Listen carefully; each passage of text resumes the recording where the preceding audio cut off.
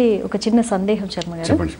చాలా మంది ఇప్పటివరకు వచ్చిన కాలర్స్ లో ఉద్యోగ సమస్య ఎక్కువగా చెప్తూ ఉన్నారు. అంటే ఉద్యోగ సమస్య అనేది సాధారణంగా ఏ గ్రహ దోషం వల్ల ఏర్పడుతుందంటారు? దానికి పరిష్కారం ఏంటంటారు? సాధారణ ఉద్యోగం అంటే కర్మస్థానం అంటామండి. కర్మస్థానంలో ఎటువంటి కర్మ చేసి జీవన విధానం గడుపుతామని చెప్పేది అనమాట. అది కర్మస్థానం అంటే లగ్నాలు రాజ్యస్థానం అంట. రాజ్యం అంటే 10వ స్థానం అంట. ఒక లగ్నం ఉందంటే 12 రాశులు లెక్క పెడతాం. మొదటిది లగ్నం అంటే ధన, తృతీయ, చతుర్థ, పంచమ, అలాగే రాజ్యస్థానం అంటే 10వ స్థానం అన్నమాట. ఈ 10వ స్థానానికి అధిపతి ఎవరు ఉన్నారు, ఆ స్థానంలో గ్రహాలు ఎటువంటి ఉన్నాయి, తర్వాత లగ్నానికి సహకరిస్తున్నాయి ఆ స్థానము, ఆ స్థానాన్ని బట్టి వ్యాపారం చేస్తాడు, ఉద్యోగం చేస్తాడు, ఇవన్నీ మన జ్యోతిష్యంగా మన లగ్న ప్రకారం తెలుస్తుంటాయి అన్నమాట. అవన్నీ దృష్టిలో పెట్టుకుని మనం ఏంటి ఈ వ్యక్తి యొక్క జీవన విధానంలో ఎటువంటి ఉద్యోగం చేస్తాడు, స్థిరమైనదా అస్థిరమైనదా, చాలా ఆ స్థానం యొక్క రాశిని బట్టి అది స్థిర రాశి లేకపోతే అది ఎటువంటి రాశి అని తెలుసుకున్న దాన్ని బట్టి కూడా మనం కొంతవరకు ఏంటంటే ఆ ఉద్యోగం ఏ విధంగా ఉంటుందని చెప్పడానికి అవకాశం ఉందన్నమాట. దాన్ని బట్టి బలోపేతం చేయడానికి లగ్న రాజ్యాధిపతి దృష్టిలో పెట్టి కొన్ని రత్నాలు కొన్ని మంత్రాలు చెప్తుంటామన్నమాట. ఇది నిత్యం అనుష్ఠాన సాధన చేయడం అవసరం ఉండమాట. ఇక్కడ మంత్ర సాధన చేయడము అంటే మనలో మనం శుద్ధి చేసుకోవడం, మనం చేసే ప్రతి కర్మ దైవాంత సంభూతమైన కర్మగా భావించి మనం చేసుకోవడం. ఓ చిన్న ఉదాహరణ చెప్తాను వినండి, మీకు చక్కగా అందరికీ తెలిసి అందరిలో జరిగే ఉదాహరణ చెప్తాను. మనం దేవాలయానికి వెళ్తుంటాం, వెళ్ళగానే బయట గుమ్మం దగ్గర మనకు ఒక కొబ్బరికాయలు అమ్మేవాడు 10 రూపాయలకి అమ్ముతాడండి. ఏదో చిల్లర లేకపోయినా 10 రూపాయలు కొనుక్కుంటాం, ఏదో కష్టపడి కొంటామండి. కొన్ని పైకి వెళ్ళి స్వామివారికి అర్పణ చేసిన తర్వాత కొట్టిన తర్వాత బయట తెస్తే దాని ఖరీదు ఎంతండి? 10 రూపాయలు కాదండి. కింద పెడితే కళ్ళ కదుకుని అడ్డుకోవాలా, లేకపోతే కళ్ళు పాడైపోతారా, ₹1,00,00,000 ఖరీదు చేసే ప్రసాదం అయిపోతున్నది. 10 నిమిషాల ముందు 10 రూపాయలు దాని విలువ. అంటే మనం ఏ విధంగా సాధన చేసామో దాన్ని బట్టి కొబ్బరికాయ విలువ ఏ విధంగా మారిందో చూడండి. ఒక్క 10 నిమిషాల గ్యాప్లో మారింది. అదేవిధంగా మనం చేసే ప్రతి కర్మ మంత్ర సాధన చేస్తూ ఎప్పుడైతే చేస్తామో ప్రతి పని దేవాంత సంబుద్ధమైన పనిగా మారిపోతుంది.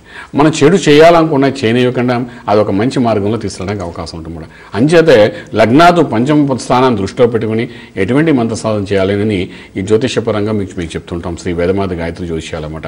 ఆ విధంగా సాధన చేసుకుంటూ వెళ్తే మనం చేసే ప్రతి కర్మ కూడా అంటే దైవాంత సంబంధమైన కర్మగా మనకు మంచి మార్గాన్ని ఇచ్చే అవకాశం ఉంటుంది. అప్పుడు మనకి ఉద్యోగాలు పోవడాలు కానీ ఉండడాలు కానీ ఇలాంటివి ఉండదు. ఎందుకంటే దానికి అతీతంగా మనం ఒక స్థితిలో ఉంటాం అన్నమాట. ఆ స్థితిలో ఉన్నప్పుడు ధనమే ప్రధానంగా అనిపించకుండా ఉండే ఆరోగ్యకరమైన స్థితిలో మన సంసారం నడవడం మొదలవుతుందన్నమాట. ఎప్పుడైతే ఆ స్థాయికి వెళ్తామో భగవంతుడి గురించి ఆలోచించడం మొదలు పెడతామన్నమాట. ఇప్పుడు తినడానికి లేనివాడు భగవంతుడి గురించి ఏం ఆలోచిస్తాడో చెప్పండి. అంచేత ప్రతి కర్మని ఒక మంత్రానుసారం మనం చేయడానికి ప్రయత్నం చేయగలిగితే డెఫినెట్గా సక్సెస్ ఉంటుందని జ్యోతిశాస్త్రం చెప్తోంది మనకు. ఇవన్నీ మీకు శ్రీ వేదమాత గాయత్రి జ్యోతిషాలు చెప్తుంటామన్నమాట. ఇప్పుడు మేడం గారు చెప్పినట్టుగా కర్మానుసారం చేసే ఉద్యోగంలో ఉన్న మార్పులు కానీ కష్టాలు కానీ పోవడం కానీ ఇవన్నీ ఎందుకు జరుగుతున్నాయి? దశమక్షేత్రం సరైన స్థితిలో లేకపోవడం వల్ల. దాన్ని మనం సంస్కారాలు చేయాలన్నమాట. అది ఎలా చేయాలని చెప్పేది జ్యోతిశాస్త్రం అన్నమాట.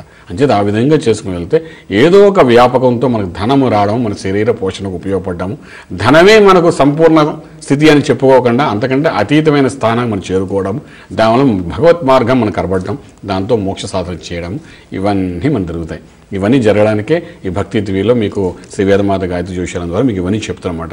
జ్యోతిష్యం అనేది ఒక భాగం అంతే. మనం చేరాలని స్థలానికి తీసుకెళ్ళడానికి ఒక సన్మార్గం చూపించేది జ్యోతిశాస్త్రం అన్నమాట. అంచేత ప్రతి ఒక్కరు ఎవరికి ఎటువంటి సమస్య ఉన్నప్పటికీ పరిష్కార మార్గం కోసం చక్కగా రావచ్చు.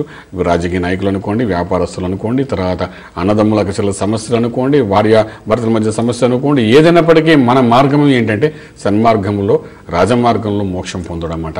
మనం ఒక భాగంలో ఒక స్థలంలో ఉండిపోయి ఉన్నాం, అక్కడ నుండి ముందుకు వెళ్ళాలి. ఎక్కడో చోట పరివర్తనం జరగాలి మనిషికి, ఎక్కడో చోట మార్పు జరగాలి, ఎక్కడో చోట ఒక ఉన్నతమైన స్థాయికి వెళ్ళాలి, ఎక్కడో ఒక చోట భగవంతుడు ఉన్నాడని తెలుసుకోవడానికి ప్రయత్నం చేయగలగాలి.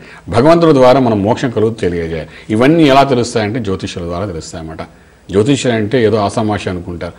భగవంతుడి తీసుకెళ్ళే భగవంత్ మార్గాన్ని తీసుకెళ్ళే మార్గాన్ని చూపించేవారు జ్యోతిష్యులు అన్నమాట. అంచేత ఆ మార్గం ఏంటో తెలుసుకుంటూ వెళ్ళినప్పుడు అంటే మనకి లౌకిక ప్రపంచంలో ఉన్న కష్టాలు చాలా సులువైన స్థితిలో కనబడతాయన్నమాట.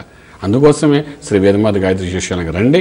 చక్కగా ఒక మంత్రం ద్వారా కానీ, ఒక రత్నం ద్వారా కానీ, ఒక కర్మ ద్వారా కానీ ఆ మోక్ష సాధన ఏ విధంగా చేయాలి చెబుతూ ఈ లౌకిక ప్రపంచంలో ఉన్న సమస్యలన్నింటినీ అధిగమించి ముందుకు వెళ్ళడానికి చెప్పే మార్గం అంతా మీకు చెప్పడానికి అవకాశం ఉంటుందన్నమాట. పూర్తి వివరాలకు సంప్రదించండి Shri Vedamata Gayatri Jyotishalayam, Brahmasri Mantha Suryanarayana Sharma, lake view apartment, 4th floor, Chitrapuri colony, Khajaguda, Delhi public school ప్రక్కన, నానక్రామ్ గూడ, హైదరాబాద్ 5,08,000. Phone numbers 8855559147, 8855559148, 9963267500, 9396772133.